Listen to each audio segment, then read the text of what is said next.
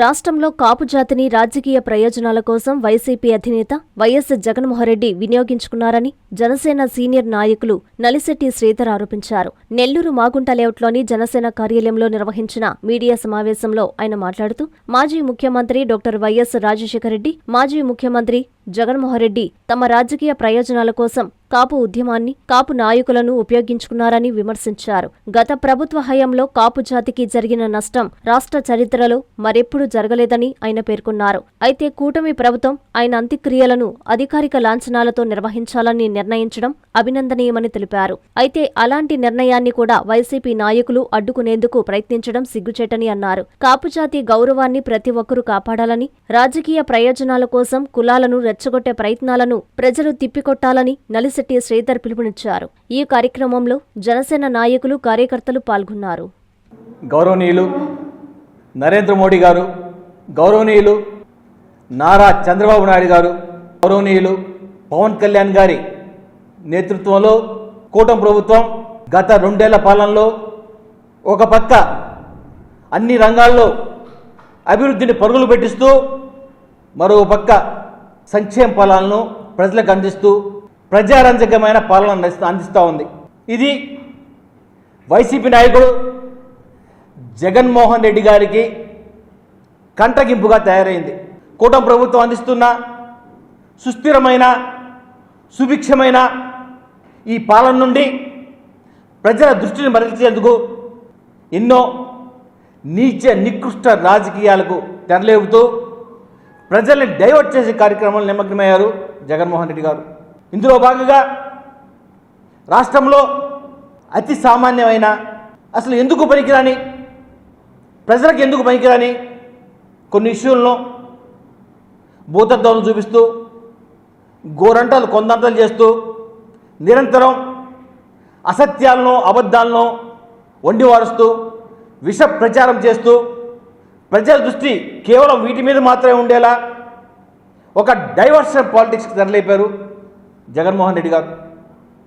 ముఖ్యంగా ఈ మధ్య జరిగిన కొన్ని సంఘటనలు మనం పరిశీలిస్తే, గుంటూరులో ఇటీవల కాలంలో ఒక సామాన్య కాపు యువకుడి మరణం నుండి కాపు ఉద్యమ నేత ముద్రగడ పద్మనాభం గారి మరణం వరకు ప్రతిదాన్ని వివాదాస్పదం చేస్తూ నీచ నికృష్ట రాజకీయాలకు తెరలేపుతున్నారు జగన్మోహన్ రెడ్డి గారు. దీని బ్యాక్గ్రౌండ్, దీని ఒక ప్రధాన ఉద్దేశం ఏంటంటే, రాష్ట్రంలో అతిపెద్ద సంఖ్యాపరంగా అతిపెద్ద సామాజిక వర్గం అయిన కాపు జాతికి పవన్ కళ్యాణ్ గారి జనసేన పార్టీ భాగస్వామ్య పార్టీగా ఉన్న కూటమి ప్రభుత్వంలో అన్యాయం జరుగుతుంది, కాపు జాతికి అన్యాయం జరుగుతుంది, కాపు యువకులు హత్యకు గురవుతున్నారు, కాపు యువకులకు ఎటువంటి మేలు చేకూడడం లేదు అని ఒక విష ప్రచారాన్ని చేస్తూ కాపు జాతిని పవన్ కళ్యాణ్ గారికి, తద్వారా జనసేన పార్టీకి దూరం చేయాలన్న నీచ నికృష్ట రాజకీయ క్రీడకు తెరలేపారు జగన్మోహన్ రెడ్డి గారు. ఈ సందర్భంగా నేను జగన్మోహన్ రెడ్డి గారు కొన్ని విషయాలు తెలుసుకుంటున్నా. ముద్రగడ పద్మనాభం గారి వ్యక్తిత్వం గురించి మీకు కొన్ని విషయాలు చెప్పదలుచుకుంటున్నా. 1988లో వంగవీటి మోహన్ రంగారావు గారి మరణాంతరం జరిగిన పరిస్థితుల్లో అప్పటి కాంగ్రెస్ అధినేత రాజీవ్ గాంధీ గారు కిర్లంపూడిలోని ముద్రగడ పద్మనాభం గారి స్వగృహానికి రావడం జరిగింది. ఈ సందర్భంగా ఆయన మాట్లాడుతూ,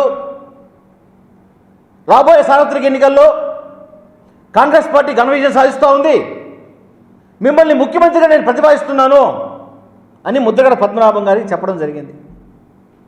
ఈ ప్రతిపాదనను ముద్రగడ పద్మనాభం గారు అతి సున్నితంగా తిరస్కరించారు. అంతేకాకుండా రాజశేఖర రెడ్డి గారికి ముఖ్యమంత్రి పదవి ఇవ్వాలని చెప్పి రాజీవ్ గాంధీ గారిని విజ్ఞప్తి చేశారు. దీన్ని బట్టి మనకు అర్థమవుతూ ఉంది, ముద్రగడ పద్మనాభం గారికి డాక్టర్ వైఎస్ రాజశేఖర రెడ్డి మీద ఉన్న అవ్యాజ్యమైన ప్రేమకి ఇది నిలువెత్తు నిదర్శనం మనకు అర్థమవుతూ ఉంది. అంతేకాక ఇంతెందుకు, నిన్న 2024లో జరిగిన సార్వత్రిక ఎన్నికల సమయంలో ముద్రగడ పద్మనాభం గారు కాపు జాతి మొత్తానికి ఒక విజ్ఞప్తి చేశారు. కాపు జాతి యావత్తు జగన్మోహన్ రెడ్డి గారిని అండగా నిలుద్దాం, జగన్మోహన్ రెడ్డి గారిని ముఖ్యమంత్రి చేసుకుందాం అని కాపు జాతికి మొత్తం విజ్ఞప్తి చేయడం జరిగింది.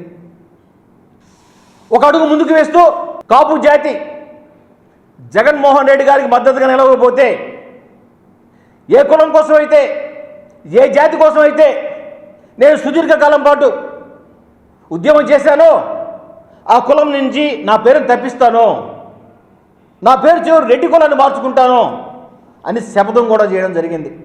కానీ ఆయన్ని పట్టించుకొని ఈ కాపు జాతి యావత్తు కూటమి ప్రభుత్వానికి మద్దతు నిలిచారు.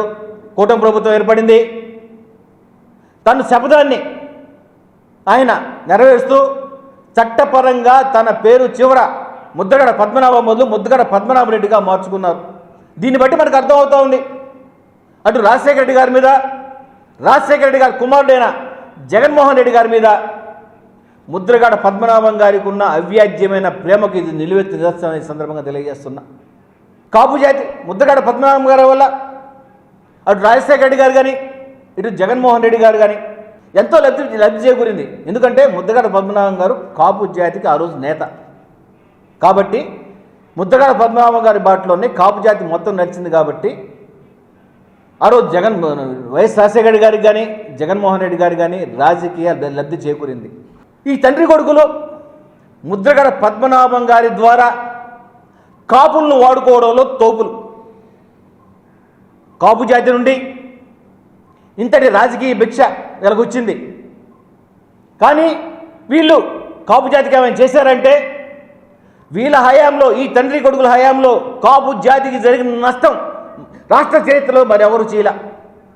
ఎందుకు చెప్తున్నాయంటే, రాజశేఖర రెడ్డి గారు తన హయాంలో ఇక చరిత్రలో ఇక కనుచూపు మేరలో రాజ్యాంగపరంగా చట్టపరంగా కాపులకు రిజర్వేషన్ సౌకర్యం కల్పించకుండా బొందపెట్టిన చరిత్ర రాజశేఖర రెడ్డి గారిది. ఆవు చేలో మేస్తే దూడ గట్టి మీద మేస్తుందా, దానికి 10 రెట్లు నష్టం చేశారు కాపు జాతికి జగన్మోహన్ రెడ్డి గారు.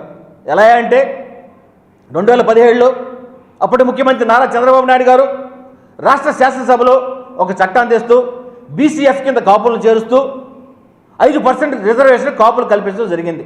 దాన్ని జగన్మోహన్ రెడ్డి గారు తన అనుచరుల చేత ఇది రాజ్యాంగ విరుద్ధం, 50% దాటితే ఎటువంటి రిజర్వేషన్ చల్లదని చెప్పి సుప్రీంకోర్టు చెప్తా ఉందని చెప్పి సుప్రీంకోర్టులో కేసు వేసి దాన్ని మరి ఆపారు.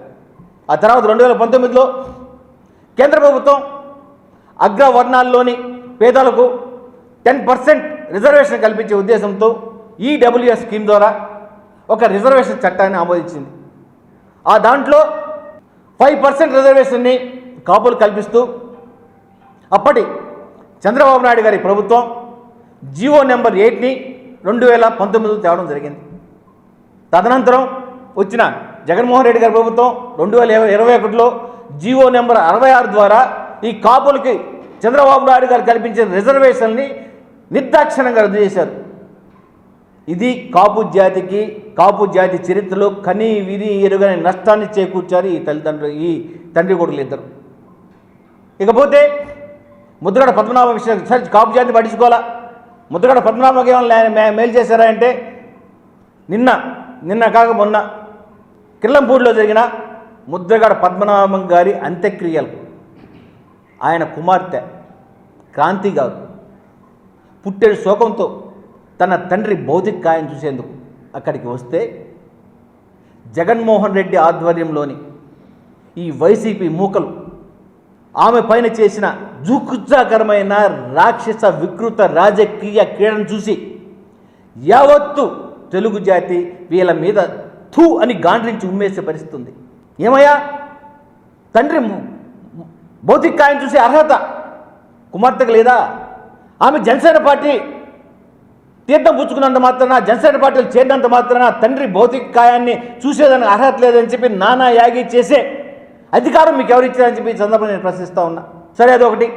ఇక రెండోది, పోనీ ముద్రగడ పద్మనాభం గారైనా తను చనిపోయేదాకా వైసీపీలో ఉన్నారు కదా, మీ తండ్రి కొడుకు కోసం అహర్నిశలు కాపు జాతిని మీ వెనకాల నిలబెట్టారు కదా, పోనీ ఆయనకైనా మీరేమైనా మంచి చేశారా?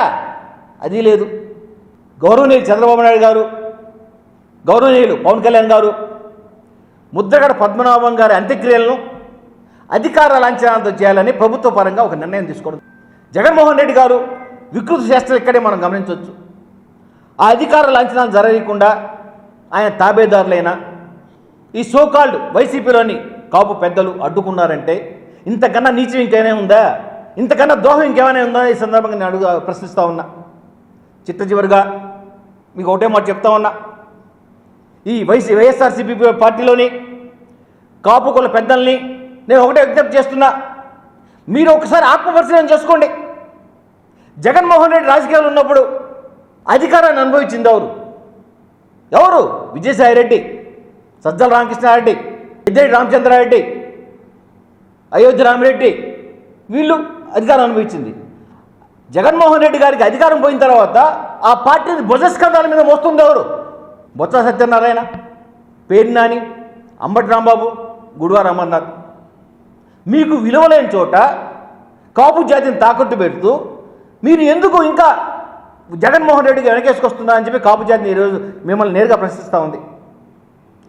ఇప్పటికైనా మీరు జగన్మోహన్ రెడ్డిగా మీ స్వార్థ ప్రయోజనాల కోసం జగన్మోహన్ రెడ్డి గారి బూట్లు నాకే పని మానుకోవాలని, కాపు జాతి గౌరవాన్ని కాపాడాలని చెప్పి ఈ సందర్భంగా మిమ్మల్ని హెచ్చరిస్తున్నా. లేని పక్షంలో మీకు రాజకీయంగా బొంద పెట్టేదానికి కాపులు సిద్ధంగా ఉన్నారని చెప్పి ఈ సందర్భంగా హెచ్చరిస్తూ సెలవు తీసుకుంటున్నా. జై జనసేన. జై జనసేన. ప్రపంచ స్థాయి రోబోటిక్ సర్జరీలు మన నెల్లూరు నారాయణలో 26 సంవత్సరాల సంస్థాగత అనుభవం, సాంకేతిక ఆధారిత వైద్య సేవలు, ప్రామాణికత, నాణ్యత మరియు నిబద్ధత, అధునాతన 3D high definition visualisation, surgeon పూర్తి నియంత్రణలో పనిచేసే multi articulated robotic arms, millimetre స్థాయి ఖచ్చితత్వం, మెరుగైన ఎర్గోనామిక్స్ మరియు స్థిరత్వం. Narayana robotic surgery. తక్కువ నొప్పి, తక్కువ రక్తస్రావం, వేగంగా కోలుకోవడం, త్వరితంగా డిశ్చార్జ్. నెల్లూరు పరిసర ప్రాంత ప్రజలకు అందుబాటులో కలదు.